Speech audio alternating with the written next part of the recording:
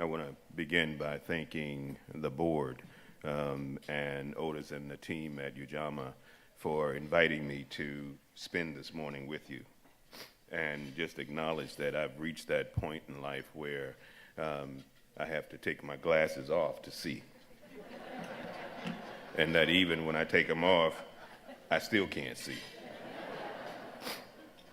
But I want to thank you for the important work that you're doing with finding a way to give men a next chance.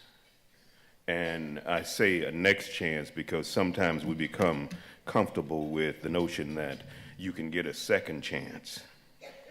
But if most of you in this room are like me, it took a little bit more than 2 chances for us to get to this place that we are, and we're still in a place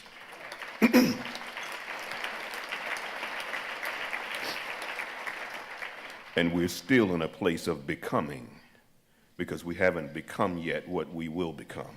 And that is the way that I see men and women and children who have not yet arrived at that place that has been set for them.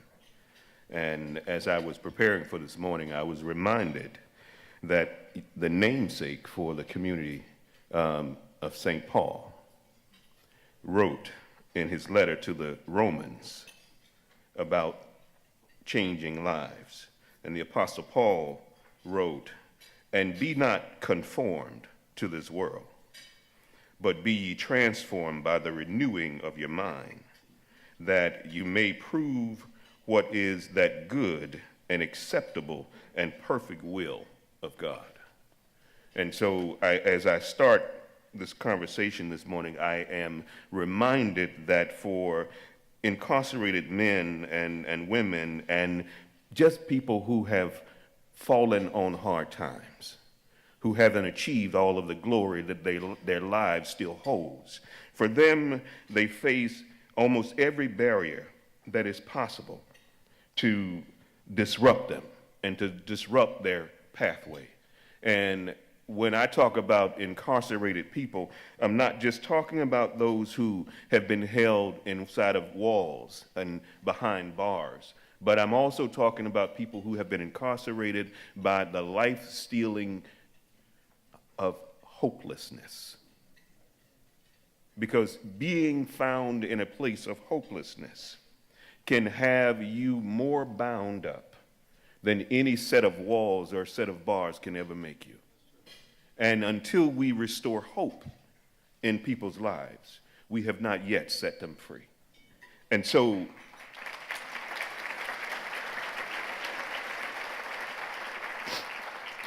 when they face the circumstances of no place to live, when they face the circumstances of I can't vote anymore, when they face the circumstances of I don't have enough education to get a job and I can't seem to find my way, I've been released, but I don't even have enough money to make it through the next week. When you're faced with that and you're faced with you have a record and therefore I can't hire you. If it wasn't for organizations like Ujamma Place, and if it wasn't for people like you, failure would be all but inevitable for each one of the men whose lives you've touched. And so I start this morning just simply by saying thank you. Not only for the lives that you have touched and the ones that you're touching now, but I'm saying thank you because I know that you're in this room because you believe that we can touch more lives as we go forward. The statistics would tell us that 95% of all of the people who get incarcerated will ultimately return to our communities. But those same statistics tell us that, but within the first year of returning, 50% of them will actually be rearrested. Those same statistics tell us that in the first 66% of those people in the first 3 years will be rearrested. And those same statistics suggest to us that about 75% of those folks within the first 5 years would also be rearrested. And those statistics would suggest that there's something wrong with what we're doing. And that we can't keep doing the same thing, hoping that we're going to get it better the next time. It's time to do something different.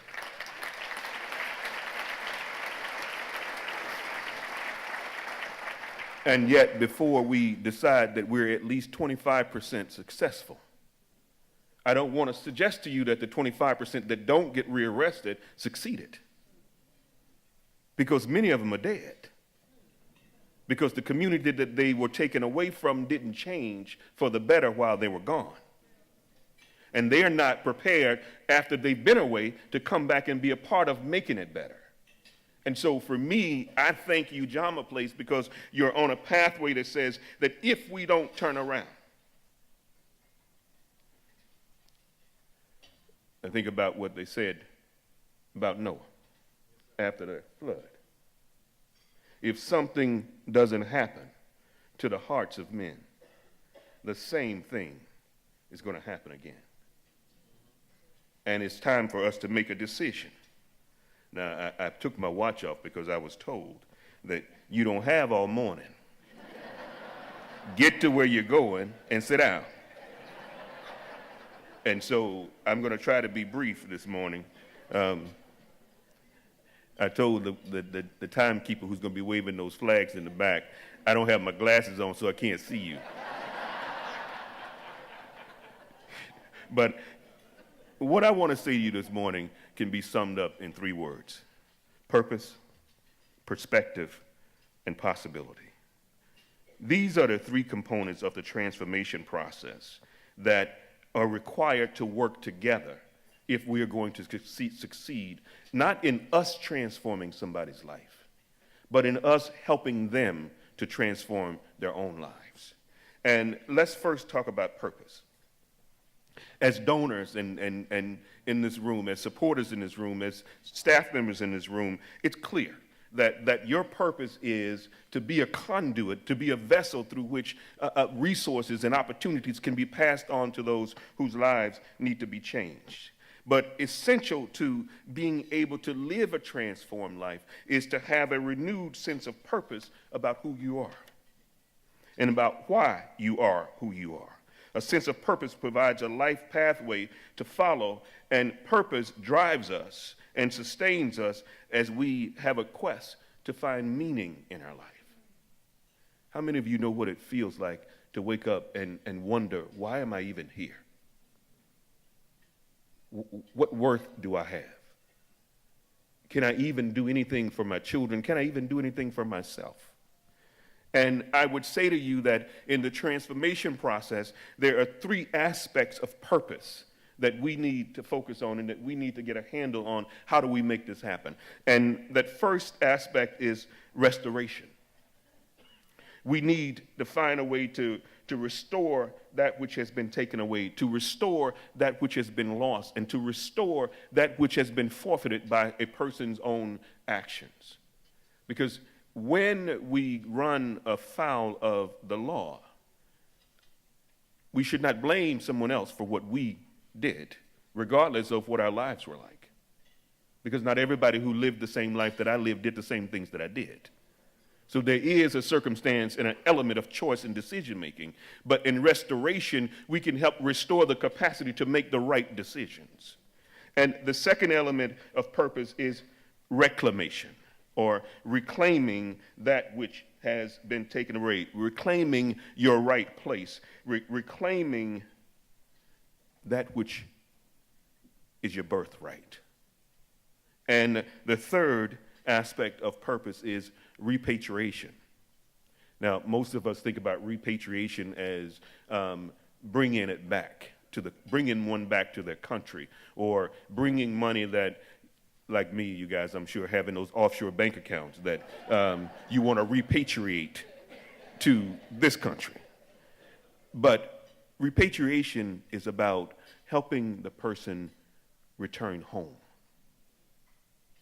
You see, a man who does not know home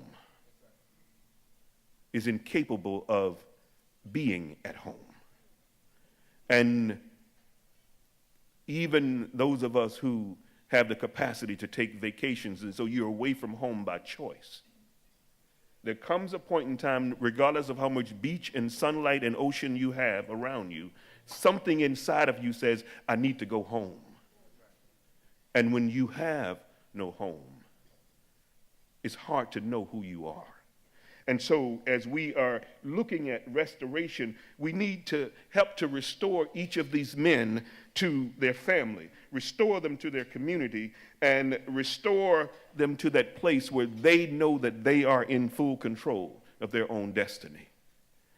And I call it a process because there are no 5 or 6 counseling sessions, no 5 or 6 meetings that you can go to that will complete this process. This is a process that you will endure for the rest of your life.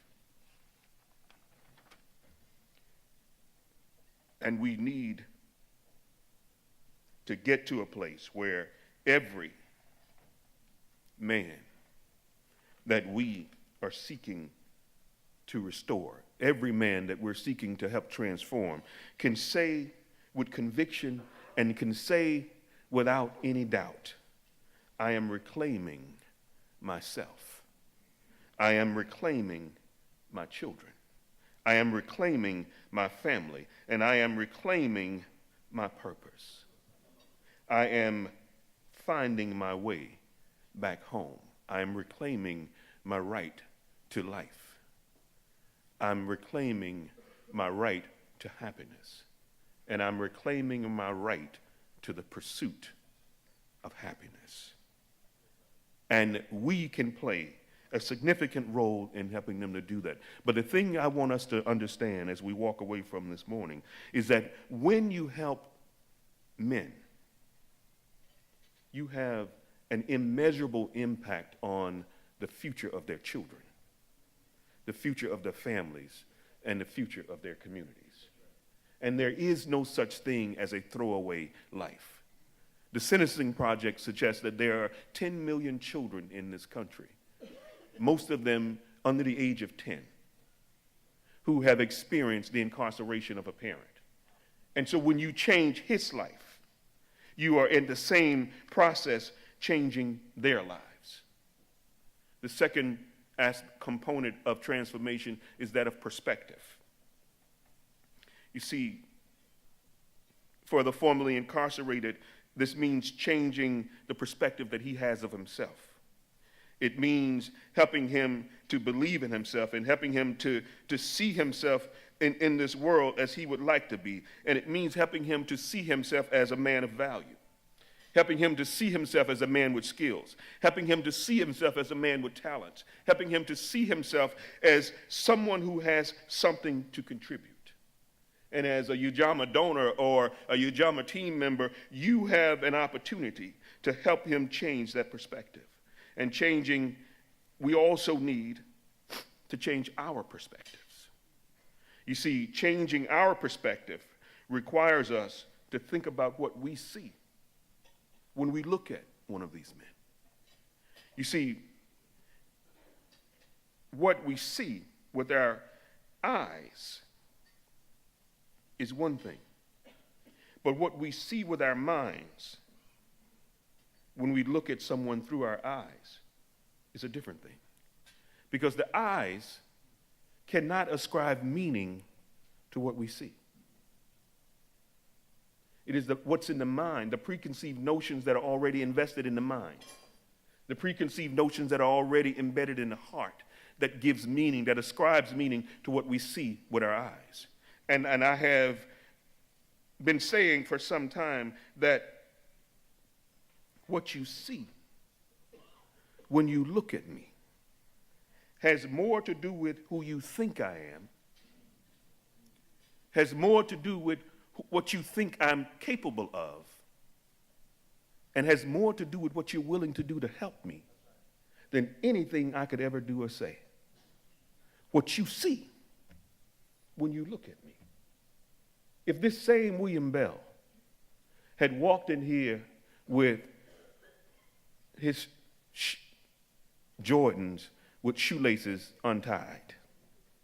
Now, I don't wear Jordan, just in case you didn't know.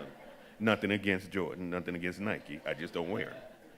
But if I'd walked in here with holes in my pants, with no shirt, no tie, with maybe cut off sleeves, and my Yankee cap, which I did have on when I came in. But if I walked in here like that and you saw me, would you have had the same impression of me that you had with all of those wonderful glorified words that are written on pieces of paper about what I've done? But what I've done is what God has blessed me to do. It is not necessarily who I am. Who I am is the little boy who was born in rural Mississippi. What I am is the little boy who was living under the old times of plantation ownership that said that if your family can't work, you can't live in the house that we own because this is our land. They called it sharecropping, but it wasn't sharecropping, it was just cropping.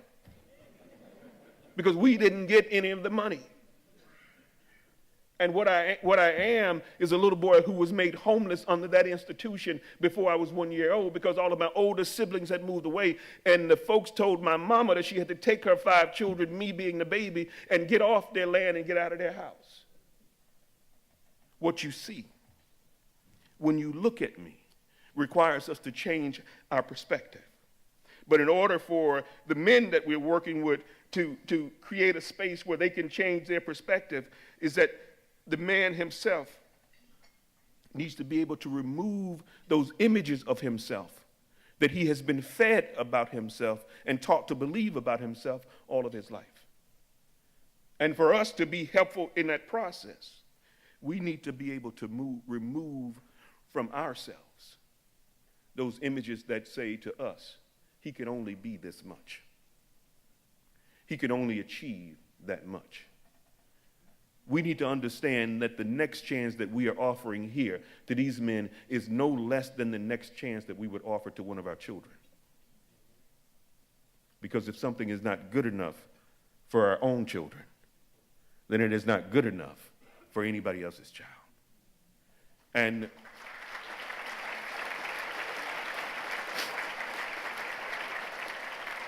the third component of transformation is possibility. I dare any one of you to believe in the possibility of a transformed life and to believe so deeply in the possibility of a transformed life that you would commit this morning to not only just giving your money, but giving yourself.